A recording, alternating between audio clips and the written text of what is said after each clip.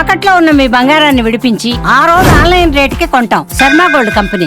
నమస్కారం, సుమన్ టీవీకి స్వాగతం. ముందుగా సుమన్ టీవీ ప్రేక్షకులకు శ్రీ విశ్వావసునామ ఉగాది శుభాకాంక్షలు. ఈ విశ్వావసునామ సంవత్సరం ద్వాదశ రాశుల వారికి ఎలా ఉండబోతుంది, ఏ రాశుల వారికి ఎటువంటి శుభ అశుభ ఫలితాలు ఇవ్వబోతున్నాయి, గ్రహ సంచారాలు ఎలా ఉన్నాయి, అలాగే ఎటువంటి పరిహారాలను పాటించుకోవాలి, ఈ విషయాన్ని తెలియజేసేందుకు మనతో పాటు ఉన్నారు ప్రముఖ జ్యోతిష్య రత్న జ్యోతిష చక్ర వైభవ నిపుణ డాక్టర్ రాల్పల్లి రవికుమార్ గారు. గురుగారు నమస్కారం. నమస్కారం.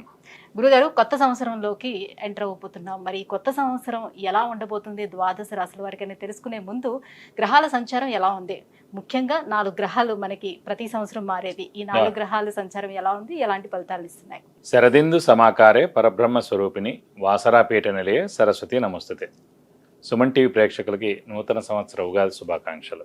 మెయిన్గా ఏంటంటే ఈ సంవత్సర ఫలితాలు ఇప్పుడు చెప్పుకుంటున్నాం కాబట్టి ప్రతి నెల ఏంటంటే మాస ఫలితాలు చెప్పుకుంటున్నాం కాబట్టి మాస ఫలితాలు చెప్పుకున్నప్పుడు ఏంటంటే రవి 1 మంత్కి మారుతాడు ప్రతి నెల, అలాగే బుధుడు 20 డేస్, శుక్రుడు 20 రోజులు, అలాగే కుజుడు 45 రోజులు, అలాగే శుక్రుడు 20 రోజులు, చంద్రుడు అంటే ప్రతిరోజు ఒక్కొక్క నక్షత్రం మారుతుంటాడు. ఒక మెయిన్గా మటుకు గురువు, రాహు, కేతు, శని అండి. ఈ 4 కూడా ఏడాది పాటు ఇంచుమించుగా ఉంటారు కాబట్టి గురువు ఉన్నారంటే సంవత్సర కాలం పాటు అక్కడే ఉంటారు. అలాగే రాహు ఉన్నారనుకోండి, కేతు 1.5 ఇయర్ ఒక రాశి నుంచి ఇంకో రాశికి మారడానికి పడుతుంది. అలాగే శని ఉన్నారంటే 2.5 ఇయర్స్ మారుతారన్నమాట.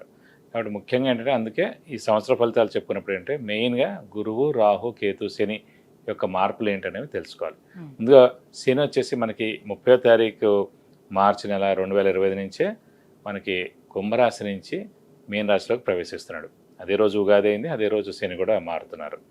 అలాగే రాహు, కేతువులు వచ్చేసి మనకి 18 మే 2025. రాహు మారంటే కేతు కూడా మారుతాడండి. అందుకే చూడండి ఎప్పుడు కూడా జాతకంలో రాహు ఆపోజిట్ కేతు ఉంటారు. నవాంశలో తీసుకున్నా కూడా రాహు ఆపోజిట్ కేతు ఉంటారు. ఎవరైనా చేతితోటి వేసి ఇచ్చినప్పుడు మర్చిపోయి రాహుకి పక్కనే కేతు వేయడం, లేదంటే రాహుకి 3 గళ్ళు పక్కన కేతు వేయడం వేస్తూ ఉండొచ్చు తెలియక వాళ్ళకి. సో ఎప్పుడు అలా కాదండి, రాహు ఆపోజిటే కేతు ఉంటారు. ఇంకోటి ప్రతి గ్రహం కూడా క్లాక్ వైజ్ తిరుగుతుంది, ఒక్క రాహుకేతువులు మటుకు యాంటీ క్లాక్ వైజ్ తిరుగుతుందన్నమాట. కాబట్టి రాహుకేతువులు మటుకు ఏనార్థం ఒక రాశి నుంచి ఇంకో రాశి మారుతారు. అతనేమో 18 మే 2025 నుంచి ముఖ్యంగా రాహు వచ్చేసి మనకి కుంభరాశిలోకి వస్తాడు, అలాగే కేతు వచ్చేసి మనకి సింహరాశిలోకి వస్తారు. వీళ్ళిద్దరు కూడా ఏనార్థం పీరియడ్ అక్కడి నుంచి ఉంటారు 18th మే నుంచి. నెక్స్ట్ వచ్చేసి మన గురువు, ముఖ్యంగా ఏంటంటే గురువే ఇంపార్టెంట్. అందరూ అనుకుంటారు గురువు మార్పు వల్ల ఏమొస్తుంది. గురువు ఏ రోజైతే మారుతాడో ఆ రోజే పుష్కరాలు స్టార్ట్ అవుతాయండి. ఇదే రూల్ అనమాట. సాధారణంగా గురువు ఏ రాశి నుంచి ఏ రాశి మారుతాం మనం అనుకుంటుంటాం. మన జాతకం చెప్పినప్పుడు కూడా మన రాశి నుంచి 2వ స్థానంలో, 5వ స్థానంలో, 7వ స్థానంలో, 9వ స్థానంలో, లాభస్థానంలో గురువు ఉన్నప్పుడు మన శుభ ఫలితాలు చెప్తుంటాం కదా. సో అందరూ అనుకుంటుంటారు అబ్బాయి ఎప్పుడు మన రాశి నుంచి 2nd హౌస్ వస్తుంది, ఎప్పుడు మన రాశి నుంచి 5th, 7th, 9th, 11th వస్తాను. సో వాళ్ళకి ఒకటే నమ్మకం ఏంటంటే ఈ రోజైతే పుష్కరాలు స్టార్ట్ అవుతాయో ఆ రోజు గురువు ఒక రాశి నుంచి ఇంకో రాశిలోకి మారుతున్నట్టు మనం ఈజీగా గుర్తించవచ్చు. ఇంకోటి అంటే ముఖ్యంగా చాలామందికి అంటే ఇప్పుడు కొంతమందికి వివాహం కాని వారు ఉంటారు, సంతానం లేని వారు ఉంటారు, ఉన్నత చదువు గురించి వెళ్ళిన వాళ్ళు ఉంటారు, అలాగే ఫారెన్ విజిట్స్ కానీ, ట్రావెల్స్ కానీ, అంటే అసైన్మెంట్స్ కానీ గురించి వెళ్తారు, కొత్త జాబ్ గురించి, ప్రమోషన్స్ గురించి, అలాగే సంతానం, గృహం, వాహనం ఇవన్నీ కూడా మనం చెప్పుకోవాలంటే కనుక గురువు యొక్క మార్పుతోటే చెప్పాలన్నమాట. కొన్ని రాశుల వాళ్ళకి లాస్ట్ 2 ఏళ్ళు లేదనుకోండి, ఈ ఏడాది ఉంటుంది. అంటే ఆ ఏడాది వాళ్ళకి 2వ స్థానం కానీ, 5వ స్థానం కానీ, 7వ స్థానం కానీ, 9 కానీ, 11లోకి వచ్చినప్పుడు ఆ సంవత్సర కాలం పాటు. ఓవరాల్ గా అంటే ఈ 4 గ్రహాల మార్పుతోటి దేశవ్యాప్తంగా ఎటువంటి మార్పులు చోటు చేసుకునే అవకాశం ఉంటుంది, ఆర్థిక పరంగా కానివ్వండి? అంటే ఆర్థిక పరంగా ఇవన్నీ కూడా ఎక్సలెంట్గా ఉంటుంది. ఎందుకంటే బుధుడు మెయిన్ వ్యాపార కారకుడు ఎవరికైనా సరే. ఆర్థికానికేమో బుధుడు అవుతాడు, అలాగే గురువు కూడా అవుతాడు. గురువు వచ్చేసి మనకి సంచారం మిథున రాశిలోకి వస్తున్నాడు. మిథున రాశి అధిపతి బుధుడు అండి. సో ఎప్పుడైతే మిథున రాశి అధిపతి బుధుడిని ఈ గురువు కలుస్తాడో, అంటే ఆ మిథున రాశిలోకి వచ్చే సంవత్సర కాలం పాటు ఉంటాడు. సో వ్యాపార అభివృద్ధి ఉంటుంది, దేశాభివృద్ధి ఉంటుంది, అన్ని విధాలు కూడా చాలా బాగుంటుంది. ప్లస్ చాలామంది అంటే ఇంకా వ్యాపారం విపరీతంగా పెరుగుతుంది, ఎక్స్పోర్ట్ కానివ్వండి ఇవన్నీ కూడా విపరీతంగా పెరుగుతాయి అన్నమాట. వాతావరణ పరిస్థితుల్లో ఎటువంటి మార్పులు? వాతావరణం కూడా చాలా బాగుంటుందండి. ఎందుకంటే శని కూడా మనకి గురువు స్థానం అయిన మీన రాశిలోకి వస్తున్నాడు. ఇంకోటి ఏంటంటే ఆధ్యాత్మిక కారకుడు శని, గురువు, కేతు కూడా అండి. అలాంటి ఆధ్యాత్మిక కారకుడైన శని వచ్చేసి మనకి గురువు రాశి అయిన మీన రాశిలోకి ఉంటాడు కాబట్టి సో ఆధ్యాత్మిక వాతావరణం 2.5 years పరిపూర్ణంగా ఉంటుందని చెప్పుకోవచ్చు. శత్రు దేశాల నుంచి వివాదాలు కానీ అలాంటి చోటు చేసుకుని అలాంటివి ఉండవు. అలాంటివి అయితే ఏ ఇబ్బంది ఉండదు, ఖచ్చితంగా ఉండదు. జూన్ తర్వాత నుంచి ఇలాంటి ప్రాబ్లమ్స్ అన్ని కూడా తీరిపోతాయి. కొన్ని రోజులు ఏంటంటే కుజుడు కూడా నీచ స్థానంలో ఉంటాడనమాట కర్కాటక రాశిలో ఈ మే, జూన్ ఆ సమయాల్లో. ఒకసారి జూన్ వెళ్ళిపోయిన తర్వాత నుంచి మటుకు ఎలాంటి ప్రాబ్లమ్స్ ఉండవు దేశానికి మటుకు. గురువు గారు, ఈ విశ్వావసు నామ సంవత్సరం మిథున రాశి వారికి ఎలా ఉండబోతుంది? గురువు, శని, రాహు, కేతువుల స్థాన చలనం ఎలా ఉంది? వీరికి ఎటువంటి లాభాన్ని చేకూరుస్తున్నాయి? తప్పకుండా అమ్మ. మిథున రాశి అనగానే మనకి మృగశిర 3-4 పాదాలు, ఆరుద్ర 1-2-3-4 పాదాలు, పునర్వసు 1-2-3 పాదాలు, ఈ నక్షత్రాల సమూహం అంతా మనకి మిథున రాశిలోకి వస్తుంది. మిథున రాశికి వచ్చేటప్పటికి ఏంటంటే రాశిలోనే గురువు ఈ సంవత్సర కాలం ఉంటారు. అలాగే దశమ స్థానంలో శని 2.5 సంవత్సరాలు ఉంటారు. అలాగే తృతీయ స్థానంలో కేతు, భాగ్యస్థానంలో రాహు. సో తృతీయ కేతు చాలా మంచిదండి, భాగ్యరాహు కూడా చాలా మంచిది. దశమంలో శని కూడా పర్వాలేదు, దాని నష్టాన్ని ఏం చేకూర్చుడు పర్వాలేదండి. లాభం అయితే ఇంకా బెస్ట్, కానీ దశమం అయితే పర్వాలేదు, అంటే ఒక 70% మేలే చేస్తాడు. వీరికి ఏంటంటే కొంచెం బాగా కష్టపడితే కానీ పనులు జరగవు. ఎందుకంటే అక్కడ కొంచెం ముఖ్యంగా ఏంటంటే గురువు బలం ఎప్పుడైతే మనకి తక్కువగా ఉందో, గురువు మిశ్రమంగా ఉన్నాడో, గురువు రాశిలోనే ఉన్నాడో కొంచెం మిశ్రమ ఫలితాలు ఇస్తారన్నమాట. సో బాగా కష్టపడితే కానీ పనులు జరగకపోవడం, కొంచెం బద్ధకం ఉండడం, ఇలాంటివన్నీ జరుగుతుంటాయి అన్నమాట. కాబట్టి హార్డ్ వర్క్, స్మార్ట్ వర్క్ చేయడం, బాగా కష్టపడితే మటుకు తప్పకుండా మంచి ఫలితాలు వస్తాయన్నమాట. ఎందుకంటే శని దశమ స్థానంలో ఉన్నాడు. ఎవరికైతే లగ్నం నుంచి సాధారణంగా దశమ స్థానంలో శని ఉంటారో అప్స్ అండ్ డౌన్స్ ఉంటాయి.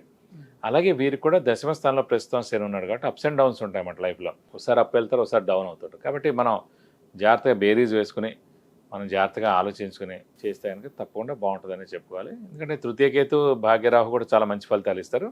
రాశిలో గురువును కూడా తీర్థయాత్రలు చేయడం, దైవ దర్శనం చేసుకోవడం, గురువుని దర్శించుకోవడం, గురువు యొక్క బ్లెస్సింగ్స్ పొందడం ఉంటుంది అన్నమాట. అంటే మనకు ఒక 40% బలం అన్నట్టు గురువు.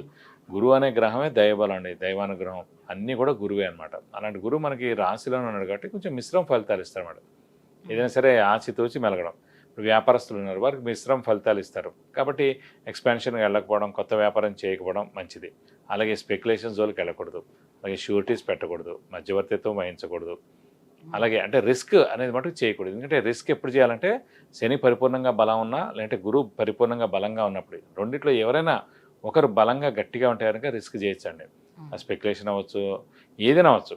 కానీ ఎప్పుడైతే రెండు బలాలు కొంచెం తక్కువగా ఉంటాయో అప్పుడు ఎప్పుడు రిస్క్ చేయకూడదు అన్నమాట.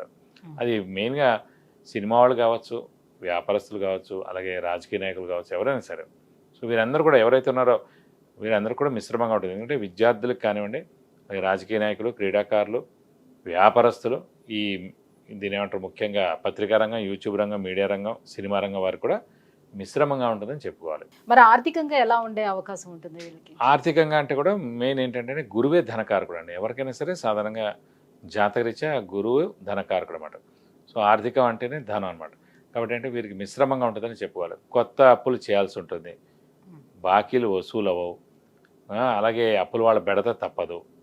సో అప్పులు అనేవి ఇంకా పెరుగుతూనే ఉంటాయి కానీ తరగవు. ప్రస్తుతం ఈ సంవత్సరం అనమాట. మళ్ళీ నెక్స్ట్ ఏటా ద్వితీయ స్థానంలోకి వస్తాడు, అప్పుడు ఇంకా అత్యద్భుతంగా ఉంటుంది. అంటే ఈ సంవత్సర కాలం మటు కొంచెం మిశ్రమంగా ఉంటుందని చెప్పుకోవాలి. అంటే గురువు ద్వితీయంలోకి వచ్చిన శని దశమ స్థానంలోనే ఉంటాడు, పర్వాలేదు. ఎవరో ఒక గ్రహం గట్టిగా ఉంటే చాలండి. ఒక గ్రహం బాగుంటే ఒక సంవత్సర కాలం కదా, ఈ లోపల మనం జాబ్ రీత్యా కానీ, వ్యాపార రీత్యా కానీ, ఫైనాన్షియల్గా కానీ ఏదో ఒకటి మనకు ముందుకు వెళ్ళగలుగుతాం. సో అప్పుడు వేరేది బలం లేకపోయినా పర్వాలేదు. అయితే దశమ స్థానంలో ఉన్నటువంటి శని ఉద్యోగస్తులకి ఎటువంటి ఫలితాలు ఇస్తాడు? సాధారణంగా ఉద్యోగ కారకుడే శని అండి. ఉద్యోగ కారకుడు, ప్రొఫెషన్ కారకుడు, ఇవన్నిటి కూడా శని. ఆరోగ్య కారకుడు, ఆయుష్ కారకుడు కూడా శని. ఆ ఉద్యోగ స్థానమే దశమ స్థానం అనమాట. సో అలాంటి ఉద్యోగ స్థానంలోనే ఉద్యోగ కారకుడైన శని ఉన్నాడు కాబట్టి ఉద్యోగం రీత్యా మటుకు ఏమి అంత ఇబ్బంది ఏమి ఉండదండి, బాగానే ఉంటుందని చెప్పుకోవాలి. అంటే కొత్తగా ఉద్యోగ ప్రయత్నాలు చేసుకునే వాళ్ళకి, కొత్తగా ఉద్యోగం ప్రయత్నాలు చేసుకుంటే వాళ్ళకి ఖచ్చితంగా వస్తాయి, ఏం ప్రాబ్లం లేదు. ఉన్నవాడికైతే కనుక తీసేయరు, ప్రస్తుతం నడుస్తుంది కానీ ప్రమోషన్స్ అవి ఉండవు, ప్రెషర్స్ ఉంటాయి కానీ జాబ్ అయితే పోదు. అలా చెప్పి ప్రమోషన్స్ రావు, ఉన్న శాలరీలోనే కంటిన్యూ అవ్వడం అలా జరుగుతుందన్నమాట.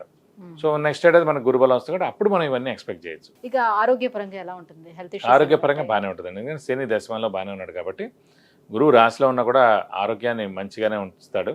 సో ప్రాబ్లం ఉండదు. సో ఆరోగ్యరీత్యా మటుకు బాగానే ఉంటుంది. రాహుకేతువుల మూలంగా ఎటువంటి ఫలితాలు ఏర్పడుతుంది? రాహుకేతుల మూలంగా మటుకు చాలా బాగుంటుంది. ఎందుకంటే వాళ్ళకి ధైర్య సాహసాలు ఎక్కువగా ఉండడం, జనాల సహాయ సహకారాలు పొందడం. సో ఖచ్చితంగా ఇవన్నీ రీత్యా కూడా హెల్ప్ ఉంటుంది కాబట్టి ఖచ్చితంగా రాహుకేతుల మటుకు తప్పకుండా మేలు చేస్తాడు. మరి ఈ గురుబలం పొందేందుకు ఎటువంటి పరిహారాలను పాటించాలంటారు? నేను ఎప్పుడు అనుకున్నట్టే గురువుకి మటుకు ఖచ్చితంగా దత్తాత్రేయ స్వామిని ఎక్కువగా ఆరాధించడం, ప్రతిరోజు దత్తాత్రేయ స్వామి అష్టోత్తరం చదువుకోవడం, అలాగే ప్రతి గురువారం దత్తాత్రేయ స్వామి టెంపుల్కి వెళ్ళి 40 ప్రదక్షిణాలు చేయడం, అలాగే దత్తాత్రేయ స్వామికి సంబంధించిన అర్చన కానీ అభిషేకం కానీ చేయిస్తుంటే కూడా చాలా మంచిది. కాబట్టి ప్రతి గురువారం కూడా ఉపవాసం ఉంటే కనుక ఇంకా మంచి ఫలితాలు తప్పకుండా మీకు లభిస్తాయి. విద్య, ఉద్యోగం, వివాహం, విదేశీయానం, ఆరోగ్యం అలాగే ఐశ్వర్యం వీటన్నిటి గురించి తెలుసుకోవాలంటే కింద స్క్రోల్ అవుతున్నటువంటి నెంబర్లకి కాల్ చేసి గురువుగారి అపాయింట్మెంట్ పొందవచ్చు. గురుగారు, ఈ విశ్వావసు నామ సంవత్సరం మిథున రాశి వారికి ఎలా ఉండబోతుంది, ఎటువంటి పరిహారాలు పాటించాలి, విషయాన్ని తెలియజేసినందుకు ధన్యవాదాలు. నమస్కారం.